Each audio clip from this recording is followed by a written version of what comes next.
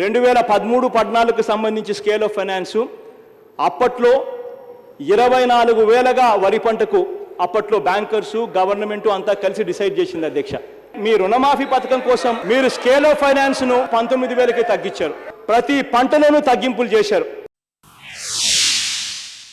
Scale of finance ని ఏ state government కూడా తగ్గించే ప్రశ్న లేదు. రిజర్వ్ బ్యాంకు ఇచ్చినటువంటి దాన్ని మేము ఫాలో అవడం జరుగుతూ ఉంది. ఇయర్ ఖర్చును బట్టి రిజర్వ్ బ్యాంకు నిర్ణయం తీసుకొని స్కేల్ ఆఫ్ ఫైనాన్స్ ఫిక్స్ చేయడం జరుగుతుంది అధ్యక్ష.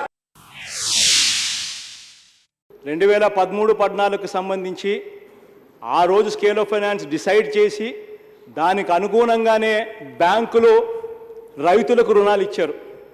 అవన్నీ ఆ స్కేల్ ఆఫ్ ఫైనాన్స్ ప్రకారం అప్పట్లో జరిగాయి. కానీ ఇప్పుడు మీరు స్కేల్ ఆఫ్ ఫైనాన్స్ను మీరు ఇవాళ తగ్గించే కార్యక్రమం ఇవాళ జరుగుతూ ఉంది. మీ క్లారిఫికేషన్లలో మీరు పూర్తిగా చెప్పండి. 2007 నుంచి అధ్యక్ష డిసెంబర్ 2013 వరకు ఎవరైతే రైతులు రుణాలు తీసుకున్నారో వాళ్ళకందరికీ రుణమాఫీ వర్తిస్తుంది. 50,000 వరకు తీసుకున్న వాళ్ళకి స్కేల్ ఆఫ్ ఫైనాన్స్ లేకుండా 10వ తారీఖు ఈ నెల నుంచి ఒక్క పైసా వాళ్ళు కట్టే పరిస్థితి లేకుండా పూర్తిగా వారికి మాఫీ చేశాం. ఏ బ్యాంకులు అడిగే పరిస్థితి లేదు అధ్యక్ష. 50,000 పైన తీసుకున్న వాళ్ళకి స్కేల్ ఆఫ్ ఫైనాన్స్ వర్తింపజేశాం. ఏ బ్యాంకులో ఏ సంవత్సరం ఆర్బీఐ డిసైడ్ చేశారో దాని ప్రకారం స్కేల్ ఆఫ్ ఫైనాన్స్ కూడా పెట్టాం. పొరపాటును కూడా ఆయన నోట్లో నుంచి నిజం రాదు. నిజం చెప్తే ఆయన తల 1000 ముక్కలు అవుతుంది అన్న మునిశాపం ఆయనకుంది అధ్యక్ష. వీళ్ళ తండ్రి గారు కూడా అధ్యక్ష ఇదే మారుగా మాట్లాడాడు అధ్యక్ష.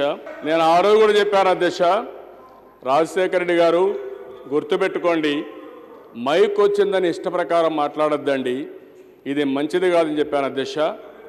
నా నీతి నిజాయితీ వల్ల ఇన్ని సంవత్సరాలు నేను రాజకీయాల్లో ఉన్నా ఏలెత్తి చూపించేవాళ్ళు లేరు అధ్యక్ష.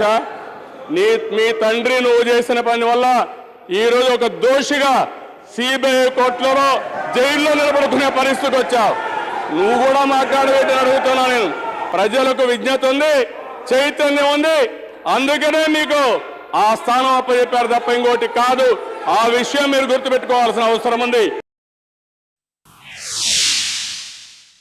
వ్యవసాయ రుణాల గురించి ఇక్కడ చంద్రబాబు నాయుడు గారు ఏం చెప్పారంటే, పార్టీ అధికారంలోకి రాగానే రైతుల రుణమాఫీ ఫైల్ పై మొట్టమొదటి సంతకం చేస్తాం. ఏ రోజన్నా ఒక్క రోజన్నా కానీ చంద్రబాబు నాయుడు గారు ఇలా ముడి పెడతారని, కొందరికే ఇది వర్తింప చేస్తారని ఎప్పుడైనా చెప్పారా అని అడుగుతా ఉన్న అధ్యక్ష. ఇప్పటికైనా కూడా కనీసం చంద్రబాబు నాయుడు గారి నోట ఇప్పటికైనా కూడా ఎంత రుణం మాఫీ చేస్తున్నారు అన్న మాట ఇప్పటికైనా చెప్తున్నారా అని అడుగుతా ఉన్నా అధ్యక్ష. నేను రైతుల యొక్క రుణమాఫీ మీద మాట్లాడే నైతిక హక్కు జగన్మోహన్ రెడ్డికే కాదు, వైఎస్ కుటుంబానికే లేదు. మేము రైతు రుణమాఫీ చేస్తామంటే ఇది సాధ్యం కాదని చెప్పినటువంటి వ్యక్తులు ఈరోజు శాసనసభలో ఈరోజు ప్రసంగాలు చేస్తుంటే చాలా బాధ అనిపిస్తుంది అధ్యక్ష. ఈరోజు ఎంత దౌర్భాగ్యం అంటే, ఈ రాష్ట్రంలో ఒక ప్రతిపక్ష నాయకుడిగా ఉన్నావు. ఈ రాష్ట్రంలో ప్రతిపక్ష నాయకుడిగా ఉండి రాష్ట్రంలో ఇన్ని ఇబ్బందులు ఉన్నాయి. ఒక పక్క రాష్ట్రం విడిపోయి 16,000 కోట్ల అప్పుల్లో ఉంది. ఒక పక్కన రాష్ట్రానికి రాజధాని లేదు. ఇన్ని లేకపోయినా సరే రైతాంగం అర్థం చేసుకున్నారు, మహిళలు అర్థం చేసుకున్నారు. 6 మాసాల నుంచి గ్రామానికి తిరుగుతున్నా ఒక్క రైతు మా మీద అడగలేదు అధ్యక్ష, ఒక డోక్రా మహిళ అడగలేదు. దానికి కారణం ఏమిటంటే చంద్రబాబు నాయుడు గారు చేస్తారని ఒక నమ్మకం విశ్వాసంతో అడగలేదు. ప్రతిపక్షం గొంతు కూడా వినడానికి మీరు సిద్ధంగా లేరు అధ్యక్ష. మొదటి దశలో మాఫీ చేయగా మిగిలిన మొత్తాలను చెల్లించి రుణాలను రీషెడ్యూల్ చేసుకోవాలని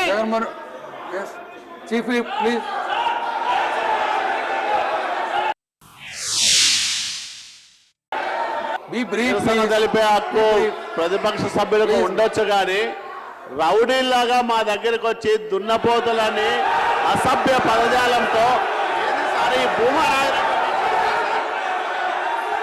భూమానాథ్ రెడ్డి ఒక రౌడీ సార్.